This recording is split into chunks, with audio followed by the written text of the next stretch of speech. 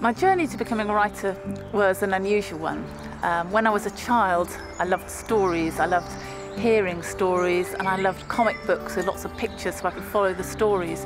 But I did find I struggled with reading and writing. I found it very difficult.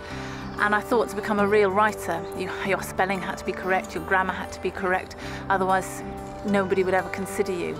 And so I followed my other interest, which was animals. I've always had a love for animals. I was the sort of child that would be found down in the garden digging for worms and earwigs and woodlice. I was just fascinated by anything that crawled and swam and flew.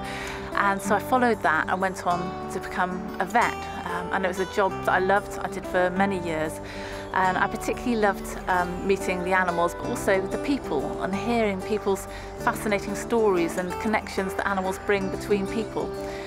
And then it was really after having my own children and getting back into reading and discovering all these stories that I'd missed as a child, that I was reading them stories, telling them stories. And I also started telling my children my own stories too about people and animals that had inspired me. And then I started writing them down, and that's really how I became to become a writer, inspired by these people and animals that I'd met. And that was really how I got to be doing what I'm doing now. This is the tree house. This is where I come to write and to dream my stories. But before I even start putting the stories down on the page as words, I begin to draw. I draw the characters and I draw the worlds that they occupy. And it's really from drawing that I really find my way into actually writing the story.